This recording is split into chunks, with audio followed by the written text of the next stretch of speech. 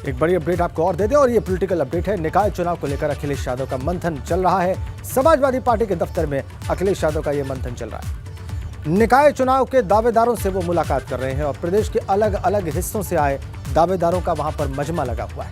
ये बड़ी अपडेट लखनऊ से इस वक्त हमारे पास है। प्रदेश के अलग अलग हिस्सों से जो दावेदार पहुंचे हैं समाजवादी पार्टी का सिंबल प्राप्त करने के लिए निकाय चुनाव में, उन सबका मजमा लगा हुआ है। वहां पे बड़ा जमावड़ा और अखिलेश यादव मंथन कर रहे हैं समाजवादी पार्टी के दफ्तर में। उन दावेदारों से जो कि वहां पर पहुंचे हैं अपनी दावेदारी लेकर, उनसे मुलाकात कर रहे हैं और स्वाभाविक तौर पर यह समझने की कोशिश कर रहे हैं कि टिकट प्राप्त करने के लिए जो दावेदार उनके सामने बैठा है उसमें कितना सामर्थ्य है निकाय चुनाव जीतने का, क्योंकि लगातार उनके प्रतिपक्षी, राजनीतिक प्रतिपक्षी उन पर हमलावर हैं कि जब से समाजवादी पार्टी उनके पास कमान गई समाजवादी पार्टी की, तब से वो कोई चुनाव नहीं जीत पाए। निकाय चुनाव सामने है। पिछला विधानसभा चुनाव समाजवादी पार्टी हार गई, लेकिन इस निकाय चुनाव में अखिलेश यादव अपनी ओर से कोई कोर कसर छोड़ना नहीं चाहते और इसीलिए गहन मंथन अपने दफ्तर पर, खासकर उन दावेदारों के साथ टिकट के जो कि समाजवादी पार्टी का टिकट प्राप्त करने की आस में वहां पर पहुंचे हैं, उनके सामने उनके साथ बात कर रहे हैं, उनके साथ बैठक कर रहे हैं, मंथन कर रहे हैं। किसे टिकट दिया जाए, किसे न दिया जाए, क्या कसौटी रखी जाए, सामर्थ्य परख रहे हैं उन टिकटार्थियों की।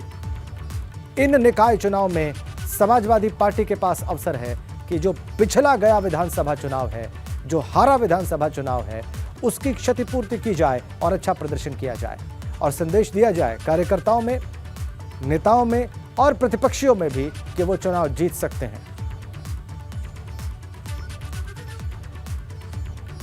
चलिए अब आपको सीधा लखनऊ लिए चलते हैं। समाजवादी पार्टी के दफ्तर पर ही मौजूद हैं इस वक्त हमारे सहयोगी विवेक त्रिपाठी और उनके पास ज़्यादा जानकारियां हैं, ज़्यादा डिटेल्स हैं कि अंदर समाजवादी पार्टी के दफ्तर में क्या हो रहा है और कितने लोग वहां पर पहुंचे हैं। विवेक, बताएं हमारे दर्शकों को विस्तार से।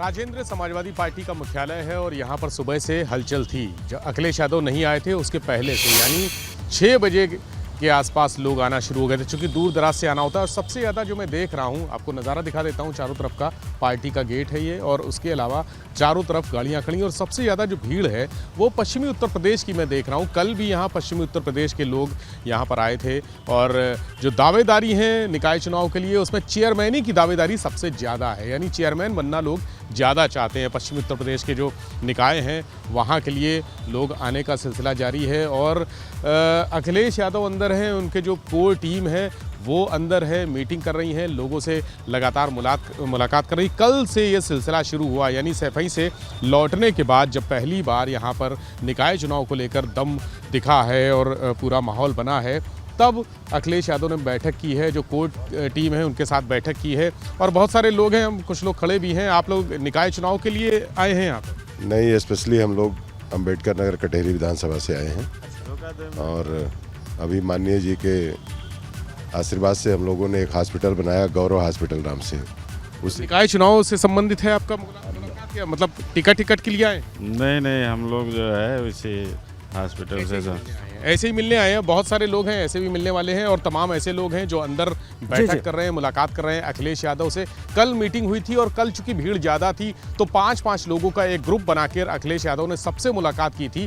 कल 3 मुद्दों पर यहाँ पर बैठक हुई थी। एक तो मुद्दा था वोटर लिस्ट का, जिसको लेकर निर्वाचन आयोग को जवाब देना है और करारा जवाब तैयार किया जा रहा है, सबूतों के साथ तैयार किया जा रहा है। कल कोर कमेटी की बैठक भी हुई थी। वो जो चुनाव प्रभारी बनाए गए हैं उसमें मनोज पांडे हैं, रविदास मल्होत्रा हैं, मन्नू अंसारी हैं, पूजा शुक्ला हैं, अरमान खान विधायक, सारे लोग यहाँ पर मौजूद थे।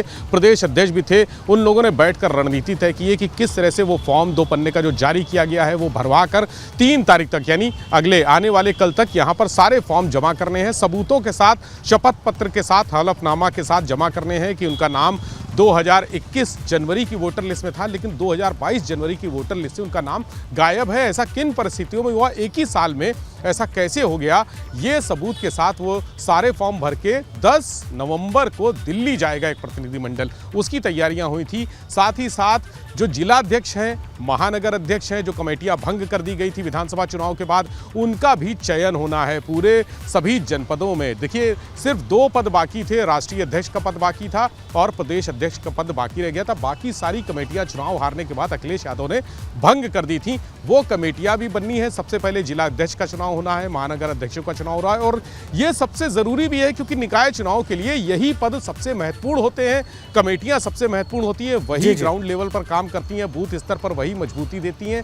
निकाय के जो बूथ हैं उस पर सबसे ज़्यादा मजबूती वही देती है, तो उनको लेकर मंथन हुआ था। यानी 3 चीज़ें कल डिस्कशन में थी। पार्टी के जो मुखिया हैं और उनकी जो कोर टीम है उनके डिस्कशन में 3 चीज़ें थी, वोटर लिस्ट, महानगर अध्यक्ष, जिलाध्यक्ष और निकाय चुनाव के चेहरे कौन होंगे, ये कल अखिलेश यादव ने तय कर दिया था। जो निर्विवादित होंगे, विवादित नहीं होंगे, जिनके ऊपर कोई दाग नहीं होगा। ये जो जिला स्तर पर जो संगठन के पदाधिकारी नियुक्त होने हैं, ये बहुत महत्वपूर्ण है। जी विवेक, आपने विस्तार से बताया। बहुत बहुत धन्यवाद आपका इस बातचीत के लिए, जो आपने वहां पर मौजूद, वहां पे खड़े रह के हमारे दर्शकों को जो तथ्य बताए हैं समाजवादी पार्टी के इस मंथन से जुड़े हुए।